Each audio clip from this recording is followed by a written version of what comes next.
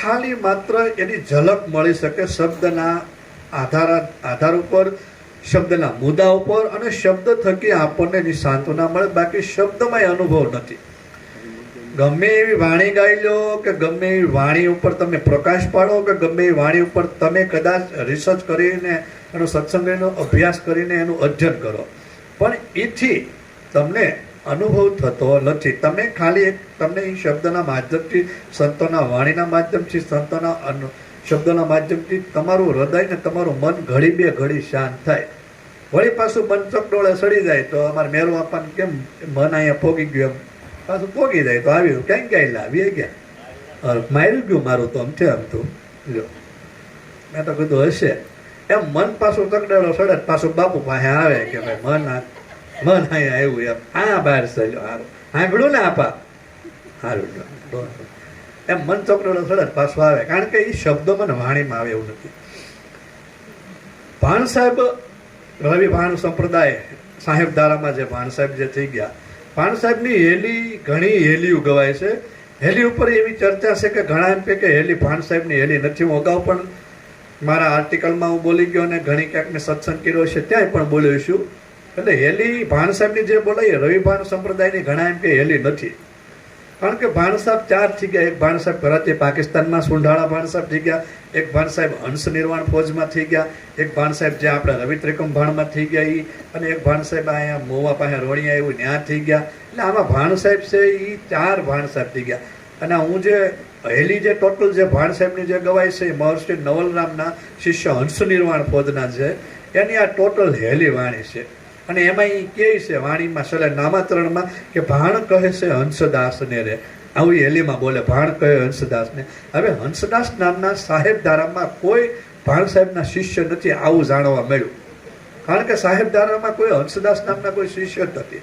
એટલે સ્વાભાવિક છે કે એ સાહેબ ધારાના ભાણ સાહેબ હોઈ શકે નહીં. પણ આપણો સિદ્ધાંત એવો છે, આપણો નિયમ એવો છે મેરુ આપા કે આપણે સંતોને વાણી જે હોય નહીં, આપણે તો એના શબ્દોને ગ્રહણ કરી, એના વાતને ગ્રહણ કરીને આપણને એ કોણે લખી, કેમ લખી, સોલ્યા લખી, ક્યાં લખી, એ મહત્વ નથી. પણ મહત્વ એ છે કે એના શબ્દો આપણે ગ્રહણ કરી અને કાંઈક એવા આપણે અંદર ઉતારીને એ હું કહેવા માંગે છે એના માધ્યમ ઉપર આપણે ક્યાંક ને ક્યાંક હાલીએ તો એ મહત્વનું છે. એ ભાણ સાહેબને જ્યારે અનુભૂતિના સ્ટેજ ઉપર ગયા એટલે અહીંયા જે ચર્ચા જે હાલશે એ આખી ચોથા પદની ચર્ચા હાલશે. કારણ કે અહીંયા શ્વાસ ઉશ્વાસ નહીં આવે, ઓહમ સોહમ નહીં આવે, અહીંયા જ્યોત નિરંજન નહીં હાલે, અહીંયા બંકનાળ નહીં હાલે, અહીંયા ત્રિવેણી નહીં આવે, અહીંયા શૂન્ય શિખર નહીં, અહીંયા કશું નહીં આવે. આ જે સ્ટેજ છે એ સીધો ડાયરેક્ટલી ચોથા પદની વાત આવશે. ચોથા પદની વાત કદાચ કોકને સમજાય ન સમજાય તો ખાલી એમ એવું માનું બાપુ બહુ સારું બોલે, ભલે ન સમજાય, એમ સમજાય ને સમજાય છે, ન સમજાય એને છે ને કે બાપુ સારું બોલે એવું ખાલી મનમાં રાખવું. કારણ કે હવે જે વાત આવશે એ ઊંચી ચોથા પદની અવિનાશી પદની વાત આવશે. આમ કહી તો બ્રહ્મમુખ પદની, આમ કહી તો ગુરુમુખ પદની. એ જ્યારે અનુભૂતિના સ્ટેજ ઉપર જ્યારે ગયા ત્યારે હેલી એણે ગાય, હેલી મારી હેલીને મનને વાણી થાકી જાય, શોભારે વખાણું હું સતલોક. અહીંયા મન અને વાણીને વિરામ આપી દીધો. મેં જે અગાઉ વાત કરી કે ત્યાં શ્વાસોશ્વાસ નથી, ત્યાં ઓહમ સોહમ નથી, ત્યાં ચંદ્ર સૂર્ય નથી, ત્યાં ત્રિવેણી નથી, ત્યાં ત્રિકોટી નથી, ત્યાં શૂન્ય શિખર નથી, ત્યાં બંકનાળ નથી, ત્યાં ગગનમંડળ નથી, ત્યાં કશું વાત નહીં. અહીંયા જે ચર્ચા જે હાલે છે એ મન અને બુદ્ધિ ચાર અંતકરણની પરની અવસ્થાની વાત છે. મન કહેતા જે તમારા અને મારા જે અધ્યાત્મ સંકલ્પ વિકલ્પો છે એ પણ થાકી જાય. એટલે આખા મહાત્માએ કીધું મન વાણી ત્યાં ન પહોંચે, અજરા અમર થઈને રહેવું, પૃથ્વી વિના પગ માંડવો, વણવાટે દીવો, હે અખા જે ઘરે જાવું તમારે એને મેળા પેલા જીવતા જોવું, આવું અખા મહાત્મા કહે. એટલે મનની પેલે પાર જઈને મોજું માણી રે, ત્યાં નથી ઓહમ સોહમ ના વાયરા, આ તો પ્રાણનો પણ પરખનાર છે, આ મનની પેલે પાર જઈને મોજું માણી રે. આ અવસ્થા મનની પારની વાત છે, મનના સંકલ્પ વિકલ્પોનું વિલીનની વાત છે. અહીંયા જે વાત જે કરે છે આ મન અને વાણી, મન કહેતા તમારા અને મારા સંકલ્પ વિકલ્પો, અને વાણી કહેતા જે શબ્દ જે બોલાઈ રહ્યા છે, શબ્દ જે 52 શબ્દ છે એના વિરામ પામી જાય. તો સવારામ બાપા કહે ને ગગનગઢમાં હાલો રે, તમે નિરાશી પદમાં હાલો રે. નિરાશી જ્યાં કોઈ રાશિ, જ્યાં કોઈ અક્ષર, જ્યાં કોઈ શબ્દ લાગુ નથી પડતો એ આ અવસ્થા છે હેલીની. હેલી ઉપરની ઘણી ચર્ચા કરવામાં આવે. ઘણા હેલીને કહે કે હેલી એટલે શું? હેલી એટલે હેલી એટલે એક એવો શબ્દ છે કે આમ તો હેલી સુરતાને કહેવાય છે, મહાપુરુષો સંતો હેલી સુરતાને કીધી, પણ એ હેલીનો અર્થ એવો થાય કે જેમ આપણે કેમ વરસાદ મંડાણો હોય, બારે મેઘ ખાંગા ચા હોય અને આપણે વરસાદ મંડાણો ને હેલી આવી, આપણે નથી કહેતા હા તો ભાઈ હેલી મંડાણી. હવે હેલી મંડાણી એટલે હેલીનો એક નિયમ હોય કે વરસાદ ફૂલ આવે, અને વરસાદ ફૂલ આવે એટલે પછી પૂર આવે, એટલે પૂર આવે એટલે પૂરમાં બધું તણાઈ જાય, હિંમતભાઈ. પછી એ તણાઈ જાય ને પછી એ કાંઈ મંત્રીનું ઘર ન ધોવે કે કિશનદાસ બાપુનો આશ્રમ ન ધોવે, એ કાંઈ ન ધોવે, એની પાસે નીકળે એટલે તણાઈ જ જાય, એનો નિયમ છે. એટલે પછી તણાઈ કરવીને એ નદીમાં જાય, નદી છે એ સમુદ્રમાં જાય. મૂળ સિદ્ધાંત એ કે પૂર આવે એટલે નદીમાં ભળે, નદીમાંથી પછી સમુદ્રમાં જાય, એટલે એ સમુદ્ર સમાના બુંદને બુંદ સમાના સમુદ્રની અવસ્થા એ એને ભળવા જાય. પછી એની આડું જે કાંઈ આવે એમાં એ તણાઈ જાય. અહીંયા શ્વાસ ઉશ્વાસ તણાઈ જાય, ઓહમ સોહમ તણાઈ જાય, જ્યોત સ્વરૂપ તણાઈ જાય, નિરંજન તણાઈ જાય, ત્રિકુટી બંકનાળ શૂન્ય શિખર જે કોઈ આમાં આવતું હોય અનુભવમાં એ બધું એમાં લીન થઈ જાય ને એ સમુદ્ર તરફ એનું પ્રયાણ કરે. આવી અવસ્થાને હેલી કહેવાય. એ હેલીનો મૂળ અર્થ થાય જે નાભીમાંથી સુરતા જ્યારે આકાશ તત્વ જ્યારે ભેદન કરીને ગમન કરે ત્યારે એ હેલીના એ વખાણ કર્યા. મનરેને વાણી થાકી જાય, શોભારે વખાણું હું સતલોકની. અહીંયા જે સતલોકની જે વાત કરે એમ આપણા મહાપુરુષોએ સંતોએ ઘણા લોકની વાત કરી, અક્ષરલોકની વાત કરી, અમરલોકની વાત કરી, સતલોકની વાત કરી. તો અહીંયા સતલોક એટલે એની વાત છે કે જ્યાં મારું અને તમારું કોઈ સ્વરૂપની વાત નથી, તમારા મૂળ નીર સ્વરૂપની વાત નથી, પણ તમારી અને મારી અંદર જે સત સ્વરૂપ રૂપી છે, તમારી અને મારી અંદર જે આત્મ સ્વરૂપી જે સાહેબ બિરાજે છે એ સાહેબનું જે ઘર છે એ સાહેબના સતલોકની વાત કરે છે. કોઈ એને અમરલોક કહે, કોઈ એને નિજલોક કહે, અને કોઈ એને અક્ષરધામ પણ કહે, એને અક્ષરલોક પણ કહે. પણ અહીંયા જે મહાપુરુષો સંતોએ ભાણ સાહેબને લઈને વાત કરી, કારણ કે સાહેબદારાના સંત એટલે સાહેબદારાના સંત હોય એટલે સતલોકની વાત કરે, કોઈ નિજલોક કહે, કોઈ અમરલોક કહે. પણ એ કહે શોભારે વખાણું સતલોકની.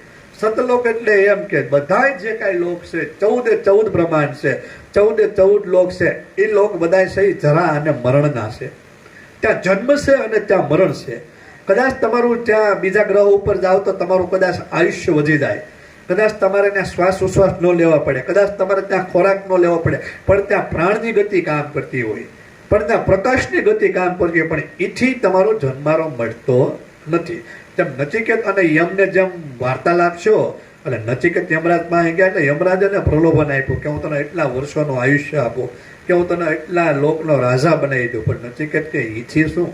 ઈચ્છી મેં મારાને તો જાણવો કે નહીં, મારું મરણ તો નિશ્ચિત છે. કે મરણ નિશ્ચિત છે, 1000 વર્ષ જીવ, કે ગમે એ તને કુબેરનો ભંડારી બનાવી દઉં, ગમે એ લોકનો તને હું આધિપત્ય બનાવી દઉં, પણ એથી મારું જરા મરણ તો છે જ તે. તો કે એવું તત્વ જે છે એને મારે જાણવું છે. નથી કે તેમ કે એમ અહીંયા જે ચર્ચા જે હાલે છે એ બધા 14 લોક ફીકા પડે છે, અને એક સતલોક જ્યાં તત્વનો જે સાહેબનો જે દેશ છે એ સતલોકની મહાપુરુષો સંતોએ શોભા વખાણી અને એના વખાણ કર્યા છે, બીજા કોઈના વખાણ કર્યા નથી. એમ ભાણ સાહેબ કે હેલી મારી હેલી શોભારે વખાણું હું સતલોકની. પછી આગળ એના અનુભવના સ્ટેજની વાત કરે કે જે લોક એને જોયો છે, જે લોક એને અનુભવ્યો છે, એને વખાણ કર્યા. વખાણ એટલા માટે કર્યા કે એ લોક જોવા જેવો છે અને અનુભવવા જેવો છે. આ બધા જે લોક છે એ બધા જન્મ મરણના છે, પણ એ લોક છે એ અમરત્વ લોકનું છે. ત્યાં તમારે જન્મ મરણ આવતું નથી, ત્યાં તમારે મોક્ષ અને નિર્વાણ પદની વાત આવે છે. તો કેવી રીતે? તો કે હેલી મારી હેલી 7 શૂન્ય ઉપર એક શૂન્ય છે, લીલારે શૂન્ય નિર્વાણ અને સફેદ શૂન્યની ઉપર એની હંસ કરે પહેચાન. હેલી મારી હેલી મનને વાણી થાકી જાય, શોભા વખાણું હું સતલોકની. 7 શૂન્ય ઉપર એક શૂન્ય છે, લીલા શૂન્ય નિર્વાણ. આ દેહની અંદર જેમ 7 ચક્ર છે, જેમ 7 ત્રિવેણી છે, એમ 7 શૂન્ય પણ છે. હવે એ 7 શૂન્યની ઉપર પણ એક લોક છે. તો કે હું તો 7 શૂન્ય કોણે મહાપુરુષોએ કીધું? તો ભોજા ભગત કહે 7 શૂન્ય ભેદર કર જાવે, જરા મરણ મટ જાવે. ભોજા ભગત કહે જો કોઈ બ્રહ્મવેતા ગુરુ મળે તો આ દેહથી અભય પદ પાવે. પણ 7 શૂન્ય જે ભેદન કરી જાવે એને જન્મ અને મરણ મટી જાય.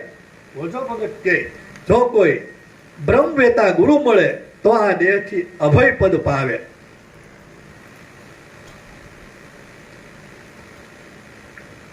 હવે અહીંયા અનુભવી દાસને સોરી ભૂલ પડી ગઈ. અહીંયા હેમાનંદ સ્વામી એમ કહે છે, હેમાનંદ સ્વામી કહે સાત શૂન્યનું વર્ણન કરે કે આ કાયામાં સાત ત્રિવેણી સાત શૂન્ય. હવે એને સાત ત્રિવેણી કીધી, સાત શૂન્ય કીધી. આ કાયામાં સાત ત્રિવેણી સાત શૂન્ય, સાત શૂન્ય, 3 જોધણ, 3 સૂક્ષ્મણા, 3 બંકલાળ, 3 ગગન. કે આ ગગનને ધ્યાન ધરવું. તમે મહાપુરુષો સંતોનો અનુભવ તો જોવો. આ કાયામાં હાથ ત્રિવેણી કીધી, હાથ શૂન્ય કીધી, 3 સૂક્ષ્મણા કીધી, 3 ગગન કીધા, 3 બંકનાળ કીધી અને 3 ગગન કીધા. જ્યાં એક ગગન માંડ મળે ત્યાં બીજા 3 નાખ્યા, એક સૂક્ષ્મણા માંડ મળી ત્યાં બીજી 3 નાખી. આમાં ક્યાં જાવું? સંતોના અનુભવો તો જોવો. હિંમતભાઈ કેવો એને નીચોડ કેવો કર્યો છે. બાકી કાંઈ ન કરવું એની માટે કાંઈ વાંધો નથી, કાંઈ પીઠ મોજ કરાય, એમાં હું વાંધો એમ. તો એમ અહીંયા હેમાનંદ સ્વામીએ 7 શૂન્યની વાત કરી, અહીંયા ભાણ સાહેબ 7 શૂન્યની વાત કરી. 7 શૂન્યની ઉપર 1 શૂન્ય છે લીલાસ્તુર નિર્વાણ. અહીંયા કબીર સાહેબ કે બહુ સરસ વાત કરે કે 7 શૂન્યની આગળ ચૈતન્ય ભૂમિ પ્રકાશા સદા રહે આનંદમાં, ત્યાં કમળ ખીલે બારે માસા. ત્યાં તમારું જ્ઞાનનું, ત્યાં તમારા પ્રકાશનું બારે માસ તમારું જ્યોત છે, ત્યાં કમળ ખીલે બારે માસ. કમળ જેમ ખીલી જાય ને ત્યારે એ આખું ચારે બાજુ હરખું હોય, ખીલેલું હોય ને, એક બાજુ ન હોય, ચારે બાજુ હરખું હોય. ચારે બાજુ તમે આમ ફરી દો તો બધી બાજુ સરખું. એમ પ્રકાશનો એક ગુણ હોય કે પ્રકાશનો જ્યારે ઉદ્ભવ થાય ત્યારે ચારે બાજુ હરખો હોય. એક બાજુ ઓછો હોય, એક બાજુ વધારે હોય ને એ અધકતરું હોય. આપણે આ લેમ્પનો પ્રકાશ અહીંયા જ આવે, પણ અહીંયા ન હોય એનું શું? એટલે એના ફોલ્ટ છે, સમજાય? એટલે ફોલ્ટનું પાછું ખબર રહેવું જોઈએ કે એનો ગુણ એમ હતો કે હામો હોય એને જ પ્રકાશિત કરે, પાછળ પાછો અંધારો હોય. એટલે લાખાને છે ને લોહીને કીધું, ધીરે લાખા અનભે પદને પામવા, તમે જોત ઓળંગીને આગળ હાલો. જોતની આગળ જાઓ અને વાહે જાઓ, દીવો દીવા વાહે અંધારું છે, કાંઈ નથી, અંધારું છે. એટલે જોત ઓળંગીને આગેરા હાલો અનભે પદને પામવા. એમ અહીંયા જે કમળ ખીલે બારે માસા, કબીર સાહેબે કીધું 7 શૂન્યની આગળ ચૈતન્ય ભૂમિ પ્રકાશા સદા રહે આનંદમાં, ત્યાં કમળ ખીલે બારે માસા. ચૈતન્ય ભૂમિ પ્રકાશા એટલે ત્યાં ચેતનાનો ઉર્જાનો પ્રવાહ ત્યાં છે.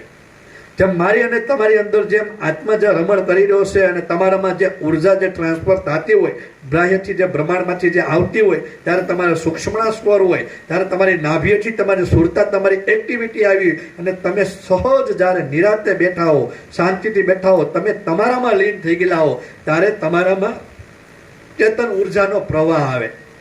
એ ઉર્જાનો જે પ્રવાહ આવે છે એ પ્રવાહ બીજું કાંઈ નથી પણ તમારા આત્માના જે કણો જે છે એ આત્માના કણોમાંથી, પરમાત્માના કણો, એ પણ કણોમાંથી જે ઉર્જા જે આવી રહી છે ને ચેતનનો પ્રવાહ કહેવાય. એ ચેતન ભૂમિ પ્રકાશ, એનો આ પ્રકાશ તમારી અંદરમાં છે. નાભી કમળ ઘર નીકળી જુઓ, કાયા મધ્યમાં કણી પડી, પણ એનું અજવાળું 3 ભુવનમાં. પણ જો તમારી અને મારી સુરતા આસમાને ચડે તો, નકર નાભીએ સુરતા હોય તો એથી કાંઈ થાય નહીં.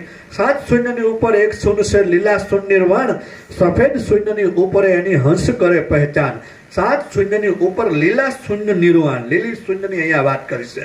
આપણા મહાપુરુષો સંતોએ બધી શૂન્યની વાત કરી, પણ અહીંયા લીલી શૂન્યને મહત્વ આપી. લીલી શૂન્ય એટલે શું? લીલી શૂન્ય એટલા માટે મહત્વને આપી કે સાધક જ્યારે સાધનામાં, ધ્યાનમાં, ભજનમાં જ્યારે નિપુણ થઈ જાય અને એનું સહસ્ત્રસાર જ્યારે ભેદન કરવાનું થાય, ચક્ર 10મા દ્વાર ઉપર જાય ત્યારે ત્યાં એને લીલી શૂન્યની અનુભૂતિ થાય. લીલો કલર નહીં, લીલો કલર તો જે છે એ શ્વાસ ઉશ્વાસનો કલર છે, લીલો કલર જે છે એ પ્રાણનો કલર છે. પણ અહીંયા જે વાત હાલી રહી છે એ વાત શૂન્યની હાલે છે કે લીલા શૂન્ય નિર્વાણ. જ્યારે લીલી શૂન્યની તમને 10મા દ્વાર ઉપર તમને જ્યારે લંબગોળ શૂન્યની જ્યારે અનુભૂતિ થાય ત્યારે તમારે જન્મ અને મરણનો તમારે ભેદ મટે, ત્યારે તમને ખ્યાલ પડે, ત્યારે તમને મુક્તિ પદ હું છે, નિર્વાણ પદ હું છે, સ્વયં તમારી સુરતા અનુભવે. જ્યારે સ્ટેજ ઉપર જ્યારે જાઓ અને લીલી શૂન્યની અનુભૂતિ થાય ત્યારે અહીંયા ભાન સાહેબ એનું પ્રમાણ આપે. 7 શૂન્ય ઉપર 1 શૂન્ય છે લીલા શૂન્ય નિર્વાણ. એ શૂન્યની જેને અનુભૂતિ થઈ હોય, એ શૂન્યના જેને દર્શન થયા હોય, એ કેવલ્ય પદ, નિર્વાણ પદ, એ પદ પાયમાં નિર્વાણ ગંગા સતીબાઈ એને કહે, ત્યારે એને નિર્વાણ પદ હું છે એને અનુભૂતિમાં આવે. પણ એવા કોઈ સદગુરુ મહારાજ મળી જાય અને એની જે ધારા